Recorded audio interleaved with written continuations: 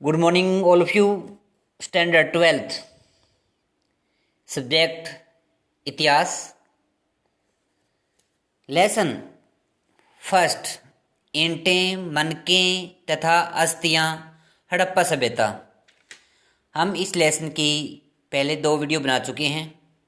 आज हमारी ये तीसरी वीडियो है. और कल हमने पढ़ा था मोहनजोदड़ो सभ्यता का इतिहास क्या रहा. कल हमने मोहनजोदड़ो के बारे में पढ़ा. और जो आज का हमारा काम है वो है हड़प्पा सभ्यता के बारे में कि हड़प्पा सभ्यता क्या थी. तो डियर स्टूडेंट्स, आपने ये पहले पढ़ा होगा कि जो हड़प्पा सभ्यता विश्व की 4 प्राचीन सभ्यताओं में से एक है. वो 3 कौन कौन सी है? एक तो हड़प्पा सभ्यता हो गया हमारी. 3 और कौन सी सभ्यताएं हैं जो वो क्या है, बहुत ही प्राचीन है. नंबर 1 मेसोपोटामिया की सभ्यता. नंबर 2 मिस्र की सभ्यता. नंबर 3 चीन की सभ्यता. मेसोपोटामिया अब कहाँ पे है? यह इराक में है. और इराक का ही प्राचीन नाम, जो पुराना नाम था, वो मेसोपोटामिया था. मिस्र की सभ्यता नील नदी के, और चीन की सभ्यता वहांगो नदी. मिस्र की सभ्यता ये अफ्रीका, और जो ये 3 रह गई अपनी हड़प्पा सभ्यता, चीन की सभ्यता, मेसोपोटामिया की सभ्यता, ये एशिया के अंतर्गत आती है. हड़प्पा टीले का उल्लेख सर्वप्रथम चार्ल्स मेसन ने 1826 ईस्वी में किया.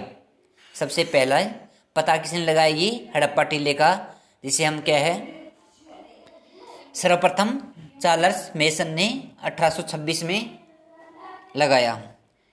भारत में पुरातत्व विभाग की स्थापना.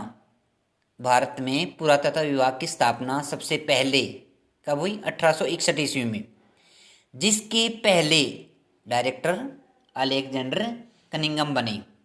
एक तो इसकी स्थापना आप याद रखना कि इसकी स्थापना 1861 ईस्वी में हुई. भारत के अंदर पुरातत्व विभाग की स्थापना. पुरातत्व होता क्या है? जो हमारे प्राचीन भूमि को खोदकर हम किसी सभ्यता का पता लगाते हैं, किसी चीज़ों को, अज्ञात चीज़ें होती हैं उनका पता लगाते हैं भूमि को खोदकर, उसको पुरातत्व विभाग कहते हैं.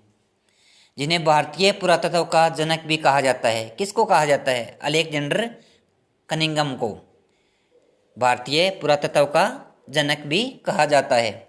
सर जॉन मार्शल 1902 ईस्वी में भारतीय पुरातत्व विभाग के डायरेक्टर जनरल बने.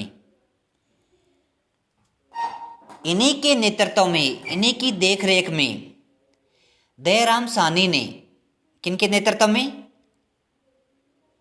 डायरेक्टर जनरल बने? सर जॉन मार्शल 1902 में. तो इसके नेतृत्व में, सर जॉन मार्शल के नेतृत्व में, इसकी देखरेख में दयाराम साहनी ने हड़प्पा की खोज की, जबकि राखल दास बनर्जी ने मोहनजोदड़ो की खोज की. हड़प्पा की खोज आपको पता है दयाराम साहनी ने 1921 ईस्वी में की. और ये है कहाँ पे? ये मैंने कल भी आपको बताया था कि हड़प्पा पाकिस्तान के पंजाब प्रांत के मोंटगोमरी जिला रावी नदी के तट पर स्थित है. ध्यान रखना, ये पंजाब प्रांत के मोंटगोमरी जिला रावी नदी के तट पर स्थित है. मोहनजोदड़ो की खोज राखलदास बनर्जी ने 1922 ईस्वी में की. यह पाकिस्तान के सिंध प्रांत लरकाना जिले में सिंधु नदी के तट पर स्थित है. आपको याद रखना है कि हड़प्पा कहाँ पे है? ये है पंजाब प्रांत के मोंटगोमरी जिला रावी नदी के तट पर. और मोहनजोदड़ो पाकिस्तान के सिंध प्रांत लरकाना जिले में सिंधु नदी के तट पर स्थित है. एक तो आपको सबसे 3-4 यहाँ पे क्वेश्चन बन जाते हैं. सर जॉन मार्शल भारतीय पुरातत्व विभाग के डायरेक्टर जनरल कब बने? 1902 में. किसके नेतृत्व में दयाराम साहनी और राखलदास बनर्जी ने हड़प्पा और मोहनजोदड़ो की खोज की? तो इसी के नेतृत्व में, सर जॉन मार्शल के नेतृत्व में. आगे हमारे देश की सबसे प्राचीन सभ्यता किसको मानते हैं? वैदिक सभ्यता प्राचीन सभ्यता मानते हैं, परंतु बाद में हमारे को पता लगा कि जो हड़प्पा सभ्यता है ये भी बहुत ही प्राचीन सभ्यता है। सर जॉन मार्शल ने 1924 ईस्वी में सर जॉन मार्शल ने 1924 में, ध्यान रखना, विश्व के समक्ष एक नवीन सभ्यता की खोज की घोषणा की। हड़प्पा किसकी? हड़प्पा सभ्यता की। डेट इसकी ध्यान रखनी है, डेट वगैरह सन वगैरह सारी। 1924 ईस्वी में किसने? सर जॉन मार्शल ने विश्व के समक्ष एक नई सभ्यता की खोज, हड़प्पा सभ्यता की खोज। और एक ये आपको ज्ञात होना चाहिए कि जो हड़प्पा और मोहनजोदड़ो की दूरी, इनके बीच की दूरी बेटे 670 किलोमीटर है।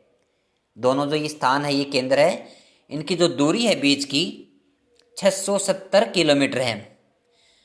और जो हड़प्पा का विस्तार है, कहाँ तक फैला है, कितना विस्तार है उसका, कितना वर्ग किलोमीटर में है, तो 12,99,600 वर्ग किलोमीटर में ये फैला हुआ है। और जो इसका विस्तार है ये त्रिभुजाकार क्षेत्र में फैला हुआ है, विस्तृत है, ये त्रिभुज के आकार में, त्रिभुजाकार क्षेत्र में फैला हुआ है। हड़प्पा सभ्यता का काल कब मानते हैं आप? 2600 ईस्वी पूर्व से 1900 ईस्वी पूर्व के बीच। हड़प्पा और मोहनजोदड़ो के अलावा अन्य केंद्र भी थे, जैसे चहुंदड़ो। इसकी खोज कब की? 1921 में। और ये है कहाँ पे? पाकिस्तान। चहुंदड़ो 1921 में और पाकिस्तान में। रंगपुर 1931 से 53 में इसकी खोज हुई और ये गुजरात में है। कालीबंगन 1953 राजस्थान। रोपड़ 1953 पंजाब। लोथल 1957 गुजरात। और धोलावीरा 1990-91 गुजरात। ये केंद्र सारे ध्यान में रखने आपको। हड़प्पा सभ्यता को सिंधु घाटी सभ्यता कहा जाता है। क्यों? हड़प्पा सभ्यता को सिंधु घाटी की सभ्यता क्यों कहा जाता है?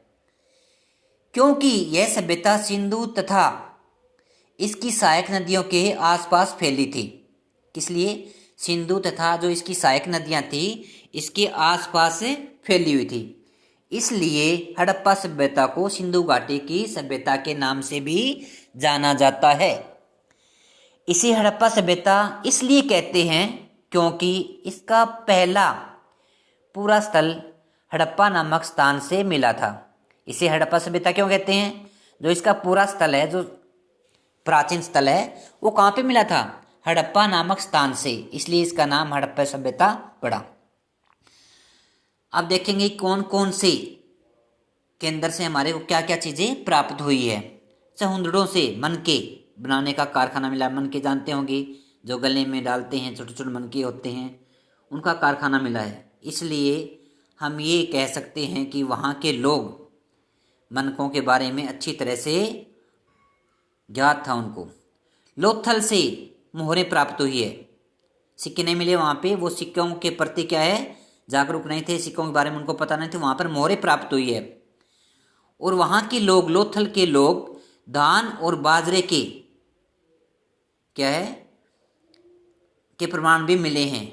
इससे हमारे को ये पता लगता है कि लोथल के अंदर धान और बाजरे की खेती होती थी। कह सकते हैं कि लोथल में वहाँ पर इसके प्रमाण मिले हैं। मोहनजोदड़ो में 39 फीट लंबा और 25 फीट चौड़ा तथा 8 फीट गहरा एक विशाल स्नानागार मिला है। ये स्नानागार क्या था? जब कोई धार्मिक उत्सव होता था तो सारे लोग यहाँ पर आते थे और स्नान करते थे। ये एक सार्वजनिक था। ये कालीबंगन से अग्निकुंड मिले हैं। कालीबंगन है जो केंद्र, वहाँ पर अग्निकुंड मिले हैं। तो अग्निकुंड मिलने से हमें ये पता हो जाता है कि वहाँ के लोग पूजा वगैरह, यज्ञ वगैरह करवाते थे। मोहनजोदड़ो में एक पुजारी की मूर्ति मिली है, इसलिए हम ये कह सकते हैं कि वहाँ के लोग क्या है, धर्म के प्रति बहुत ज़्यादा क्या है, आस्था रखते थे। ठीक है। लोथल के अंदर वेदियाँ मिली है। वेदियाँ क्या चीज़ होती है? जब हम किसी देवी देवताओं को खुश करने के लिए किसी की बलि देते हैं तो उसको क्या है, उनको वेदियाँ कहते हैं। हड़प्पा सभ्यता के अधिकांश स्थल विभाजन के बाद पाकिस्तान में चले गए। हड़प्पा सभ्यता के अधिकांश जो स्थल थे वो जब हमारा देश क्या है विभाजन हो गया तो अधिकतर स्थल वहाँ पे चले गए, पाकिस्तान में चले गए। और आज़ादी के बाद हड़प्पा के सर्वाधिक पूरा स्थल गुजरात से मिले हैं।